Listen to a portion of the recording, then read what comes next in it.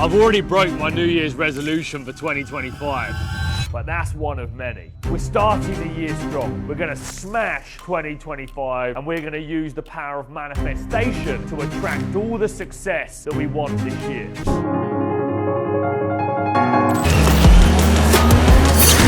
No, absolutely not. No, I came from very humble beginnings, actually. Public speaking has always been a passion, and this year I'm diving right back in to reigniting my speaking career after I retired in 2018. But trust me, I'm gonna get back all the way to the top. This episode is all about manifestation, turning goals into reality and turning Trade Mastermind into a £25 million company for 2025. Get ready to see how strategy, belief, and execution come together to deliver a multi-million pound business. My name's Joseph Valente, and this is episode 64 of Unfinished Business. Good morning, everyone. It's 6 a.m. and I've just woken up. We got in from GB News at, back to Peterborough about 1:15. And then I got home about 1:30, went to bed about 2, and I've had a 4-hour sleep, so I've now got to go and do 12-hour meetings back to back. A long old day, a long day. But this is what entrepreneurship is all about. This is what we sign up for when we want to grow and we want to take on more. And if you want to go to the next level, you got massive action.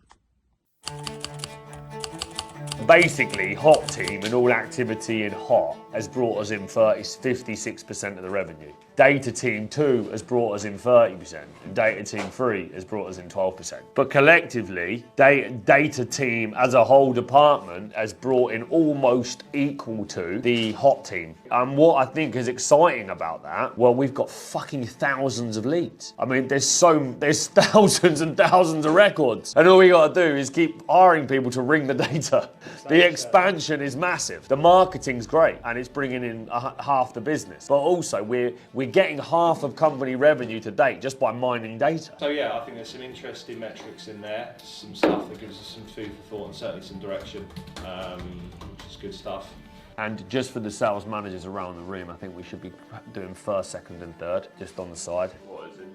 Well, no one wants to be last, do they, Richard? Yeah. So these guys are salespeople, the same as the sales team. So their ego don't want them to come here tomorrow and be fucking second place. So or third place. So we got to do the same across the board. Yeah. If we use a benchmark of getting to a minimum of this 16 bookings this week, which I think is achievable based on the numbers that you've got, which is 3 more per event, a 63% show-up rate. The target's 60 anyway. 80% conversion. Well, that's a bit of a unicorn, but if it's been done once, it can be done again. It's very easy to turn the tide if you look at it like that, rather than thinking, holy fucking shit, we got to get to 40 and that's the only way we're going to be able to do it. Actually, no, we don't need to right now. What we need to focus on is replicating Thursday, the 5th of the 12th, which is 16 bookings, 10 show-up rate, and 8 sold. Replicate that, we're fucking flying ahead of target. So we basically left off on Friday, realizing that the path to creative was way too slow, yeah? And we need, with all of the activity going on here, a dedicated creative department to making sure these ads are the #1 priority. These are the ads, campaign is there, ad sets there. These are the actual ads that are running. So it tells you amount spent, budget per day, how many results. So in this scenario, it tells you Facebook leads. So it's how many actual Facebook leads we've got, what the cost per result is, the reach, number of times that person has been reached with that ad, frequency. Just to confirm, what is the frequency? How many times that impression has seen the ad? Out of the 90,000 reach, that impressions are 352. So it's 3 times the 90,000 drives the impressions. Yeah, so that's showing the same ad to the same people. But these are cold audiences.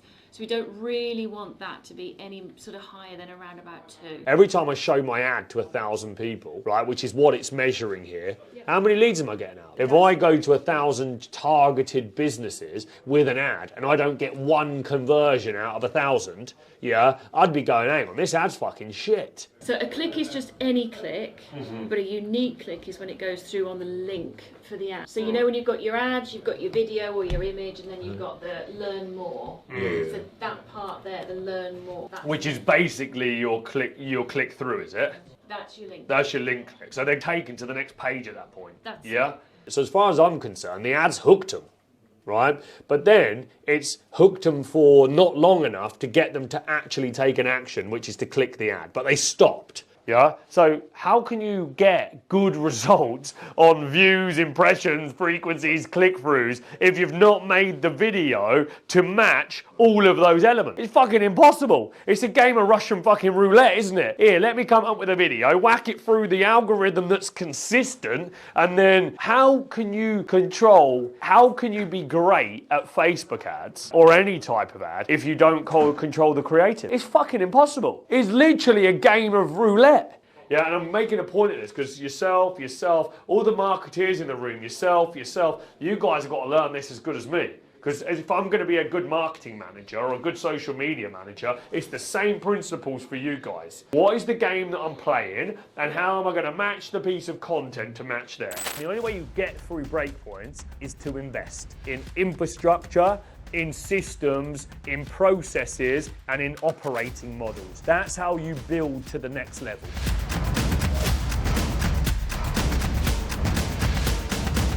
So we're back with another CEO meeting, and this is the biggest one that we've had today. As you can see around the table, this senior team has grown significantly over the last few months, and I'm very, very excited about the new people joining the team, being part of this growth journey, and I'm setting this business up for massive, massive expansion going into 2025. And you guys watching this are getting to see how I'm doing it in real time. So this really is the playbook. When you're building anything, everybody knows here that first and foremost, you've got to have an infrastructure. Yeah, there's got to be a foundation, and there are levels to that foundation to be able to support business growth, to be able to get on top of building systems and processes, to get the right reports. And as a business scales to the level that we are, it's all about the resource that we have to be able to lock it down. Hence the recent investment in 2 new head of operations in Lindsay and in Alex. And as this business continues to scale, there will be further investment into operations. Just a reminder for everybody, we have Lee Shepherd joining, I believe, around the 8th to take position as COO. So we're really heavily investing in the operations. So now it's about having the team that can execute on delivery, and it's also about having the team that can execute on development. And as you'll start to see this company evolve, there will be 2 types of activity that will be happening throughout this business. There will be the development people, and there'll be the people that are focused on working on delivery. And so the aim of the game here around the operational efficiency piece, work out what everyone's doing, and then use the systems to be able to create the efficiencies as we scale up and grow. And if these 2 guys come and expose stuff that we aren't doing, that's great. Please don't take it personally. Before, so who's saying that? Because it's not been said in my show. I think it's more Casey, but I think with Charlie having worked previously, I don't want to distract too much, but I'll just quickly say, in my experience from a sales management role, you always have to listen to your agents and you always have to be the one that drives them to the fucking day. A lot of people, it doesn't matter how you fucking tell them, they'll close, and confidence won't allow them to reintroduce a date multiple times and try and persuade it. It'll be just, easily open up the door for that date in January because it's just an easy sale.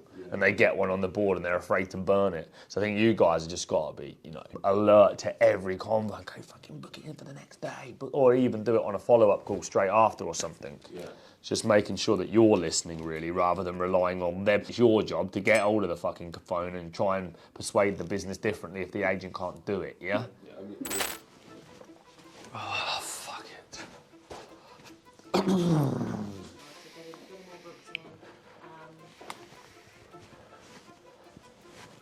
Right, sorry, I'm really behind on time. Can you sort it after, or just tell him to rebook it? Yeah, if you can do that, I've just got Jamie. Okay, so we formulated a new marketing function upstairs within the event department, and this is the brain of all of the activity that's going to go on in this strategy here. And so we're just bringing up the team. We've got videographers, designers, marketeers, okay, to come together to be able to start to produce some of the best ads.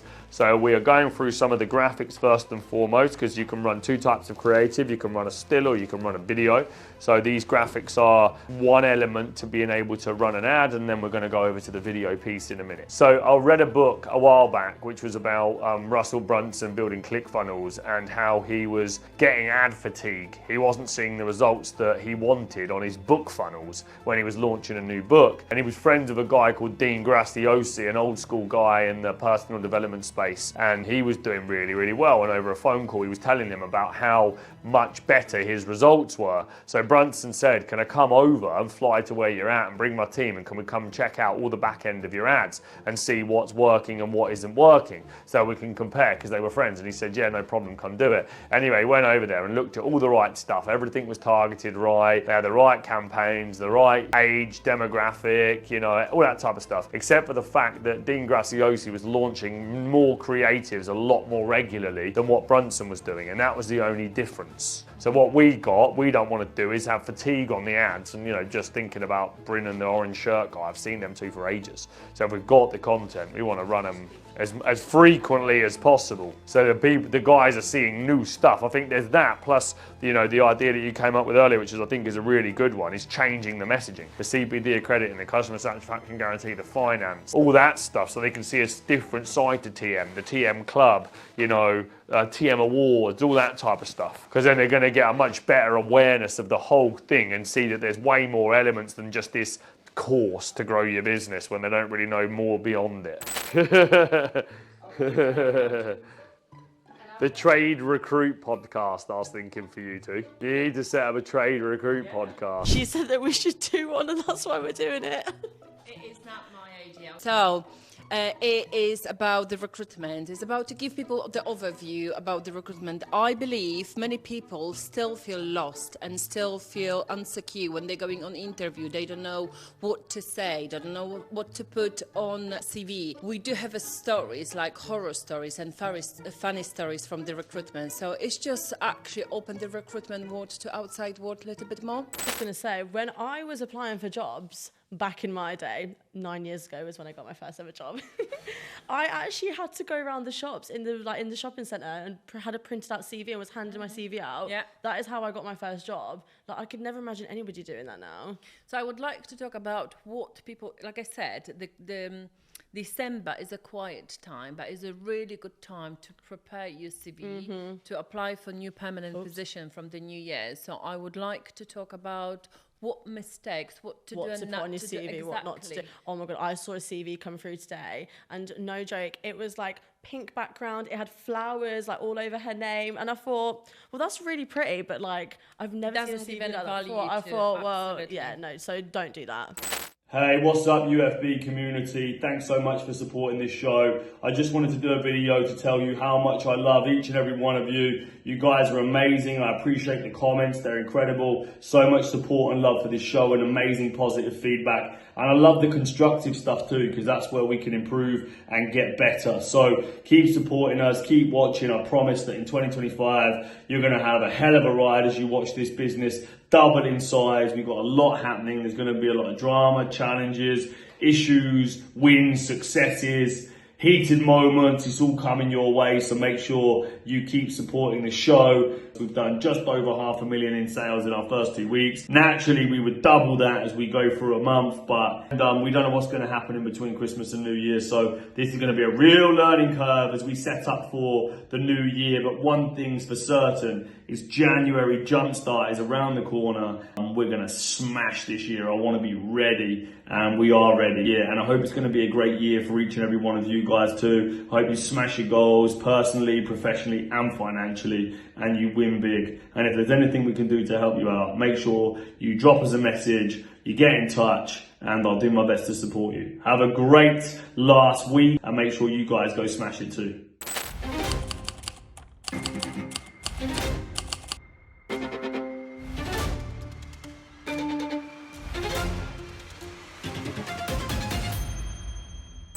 Is that enough? Absolutely not. Question mark. Why? 11 leads under DD owner have not been contacted. What's DD owner?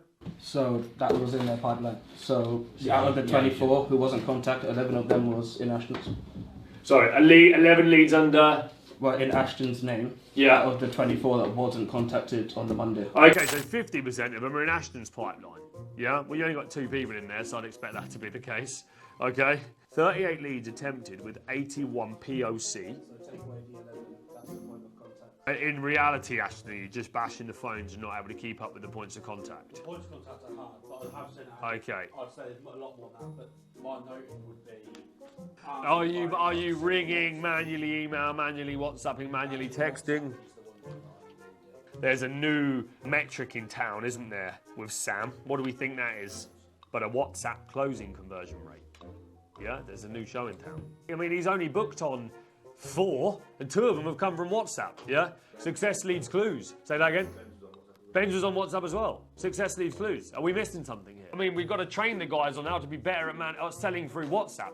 What is it that you called them? Social sellers. Yeah, the ones that sell through the DMs. Yeah, the guys that go around just selling product through DMs. Yeah, they're selling through messaging. Maybe that becomes a key skill that we need to train. It's how to sell on WhatsApp. Company guys that want to do well. Yeah, I said to him yesterday, and he was on his WhatsApp, and he's got a picture of him on the beach or something. And I said to him, why haven't you got a picture in a shirt?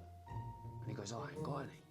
Okay, but I've seen other people who've got the pictures. I think that would actually be way better if I had that. Yeah, I really want to, dress smart, look good, and feel professional because I'm doing a lot of my engagement on the WhatsApp. Well, we've bought and I've invested a few £1,000s into shirts for everybody, and uniform and ties. Yeah, so we can have everybody looking super dapper across the board. Yeah.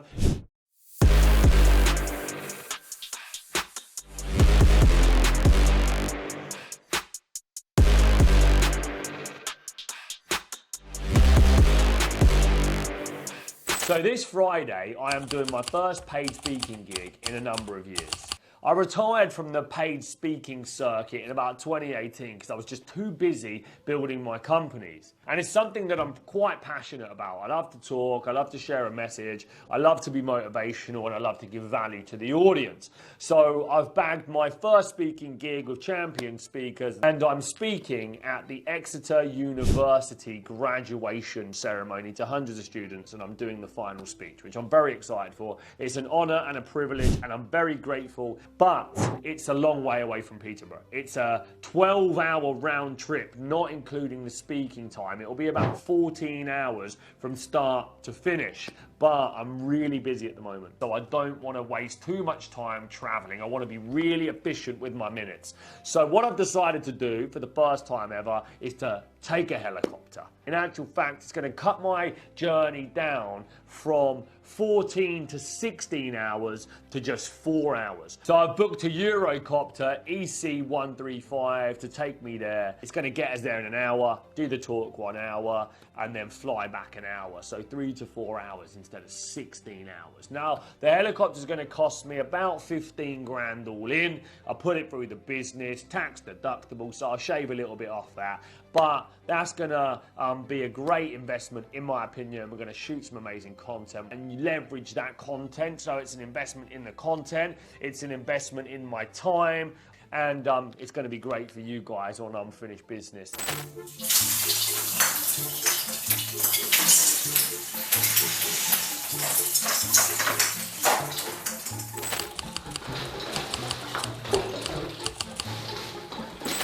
There was going to be the boardroom there, wasn't there? Then there was going to be one more room there. Then we agreed those mini offices. Then that wall's coming out to the other end. Yeah, so this one is one here,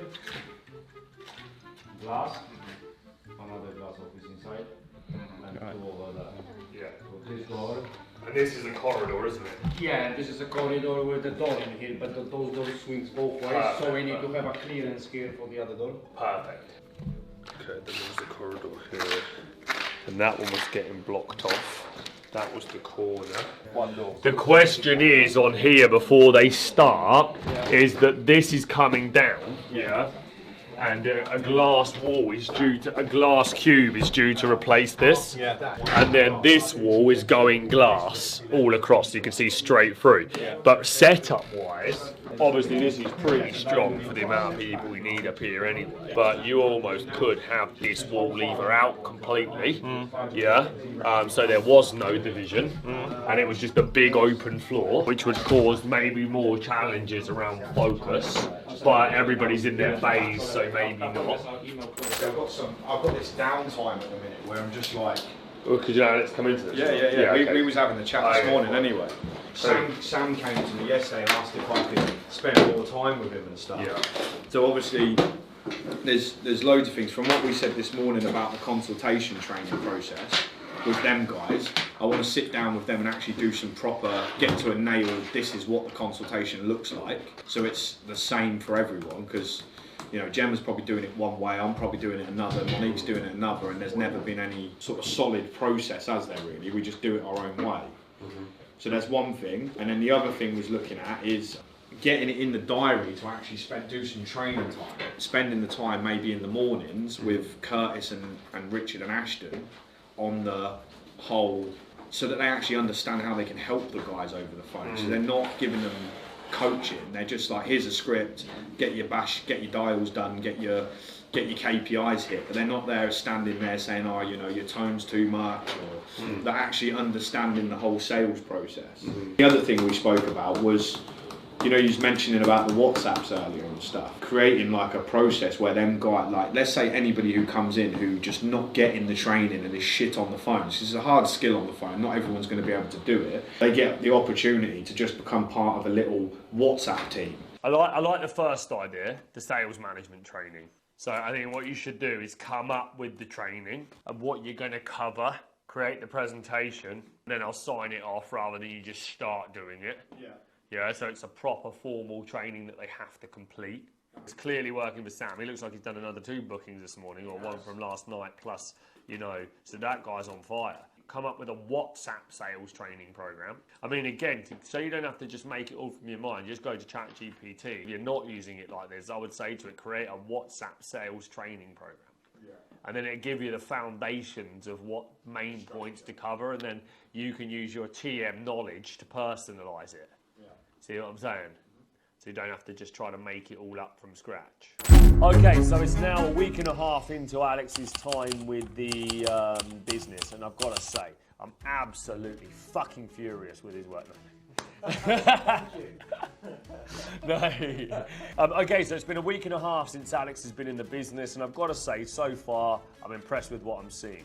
And what I like about Alex is that he's taking charge. When somebody takes charge and I can see them control a room and the people within the room, it starts to allow me to put trust into that person that they're going to be able to execute. And that's the piece, because he's taken on a very, very important part of our business, a fundamental part of our business. And I've always found it very tough to be able to leave that part of the business, because it chews up and spits weak people out, because it's intense pressure. There's a lot of moving parts. It's a costly area, but the opportunity to win big is massive. It's been good, it's been intense, but I think it's a great environment. There's some amazing people who really want to do well. Yeah. They want the business to do well, and they want to do well themselves. Yeah. It has got its challenges. There are a plethora of issues to go through, work through and fix.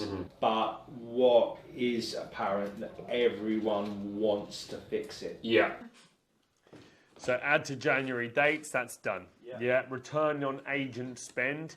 Matt has actually completed that. Alex to focus on hourly target setting, ongoing. How many duplicates are coming in from Facebook that we already have on the database? Yeah. Time in motion. Now I know we've started that, but I've put list all roles, and this is a good one for Lindsay anyway. It's list all roles required, agent and managers. If you've got 4 guys that are doing great task management and they're clear, but the manager just wanders around not having a fucking clue what he should be managing, can be the case. Okay, he needs a time in motion piece as well. What does a manager of a telesales team look like up there, hour by hour? Good to see you. How are you? Yeah, I'm very well, thank you. Guys, how are you? Nick, I wanted to introduce you very, very briefly to Alex and Lindsay. So Alex has joined as the new head of operations for the front end of the business, because you guys are going to get to come present to the board. Alex has been a week and a half in on the front end, okay, looking after all of the event, telesales, operations, bookings and so on, and then Lindsay has taken over the back end, yeah? You sound like a pantomime. How do you find it so far? It keeps me busy. I bet it's quick paced. If they can't catch us, yeah, it's very quick paced, but I like that. Excellent. I like that, and what's been really good is the team have been really open and sitting with me and going, "This is where our challenges are." Yeah. Because my operating model is, don't tell me what you need me to fix. Tell me what your problems are, because what you think I need to fix versus what actually needs to be fixed. I was going to say exactly. Probably two very different things. Perfect. So I can understand as well, because the front end, back end detail we've talked a little bit about. What are the actual areas of focus for you guys? So everything from acquisition all the way through to handing over, so the events, bookings. Demand generation stuff at the front end as well, the marketing app? Yes. Okay, got it. So it's literally all the way through, and then handing over to you to the baton to look after them. Yeah, as soon as the bum's on the seats, then it's my team to go in, close the deal, and then so you're doing the conversion piece? Yes. Okay, got it. Yeah. I wasn't sure the hand pass between, you know, where the lead comes through to where it actually gets closed. And yeah, so my team will do the close, and then I'm then responsible for the customer journey for the first 12 months. Okay, great. But then also, how do we keep them in our ecosystem after that 12 months? Oh no, it's almost 6. Because, you know, we just need to know. Okay, Friday. Rain, you mother. Raining. Gonna be dark and raining tomorrow. I bet if it's windy and pissing it down, it's gonna be shit. This is what he said. He said, not good news, I'm afraid. The low cloud that has been around Peterborough all day today should have been clearing, but it hasn't, and now the temperature will fall overnight. The cloud will only get lower, meaning poor viability, and it be below minimum operating limits. Given it's such a long drive and we can't make a decision in the morning based on the data we have at this time, we'll have to cancel. I'm sorry. So it's just some big cloud. My helicopter's been cancelled. Fuck. Okay, so that means now that I'm gonna have to travel for 6 hours there and back. So it's gonna be a 12-hour round trip, and I'm not gonna get to go in a helicopter. How disappointing. I knew that there was gonna be an issue with the weather, I could tell.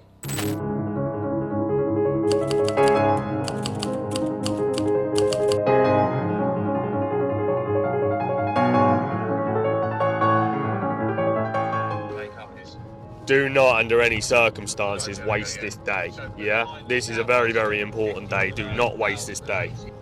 You look like Daddy does.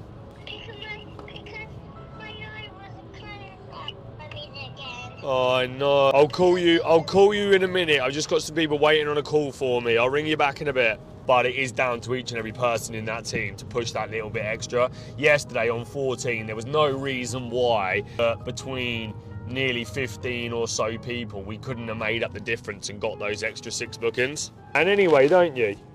Yeah, I like the Range Rover. Yeah. Good boy. How long's your speech, Joe? Talk. 10 minutes. Is that all? Yeah, it's just the graduation ceremony ending speech. So it's just 10 minutes. Oh, that's a long way to go. Yeah, I know. To be fair though, this car that I've got is pretty good. I've been out of work all day. It's got tables in it and everything, so it's been handy.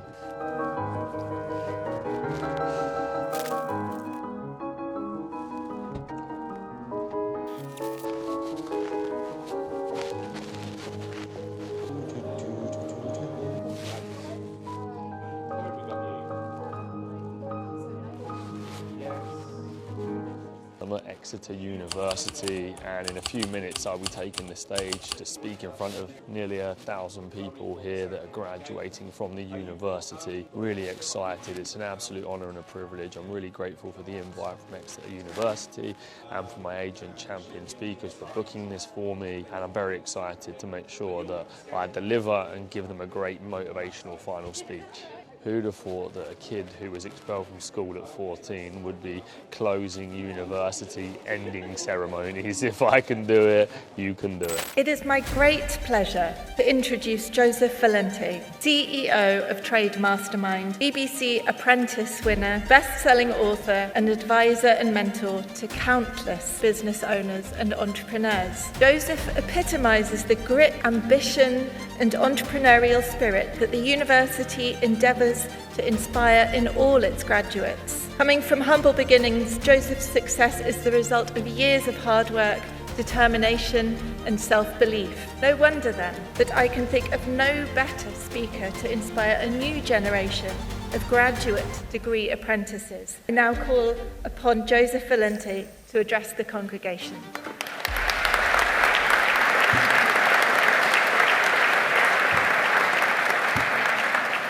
Good afternoon, graduates, faculty, and honoured guests. What an incredible moment to stand here today, celebrating your achievements and sharing this milestone with you. First, let me thank the University of Exeter for inviting me here. This institution is known for producing some of the brightest, most innovative minds, and today, each and every one of you will be joining that legacy. To the graduates, this day is about you. Completing an apprenticeship isn't just an academic milestone. It's a testament to your resilience, work ethic, and determination to succeed.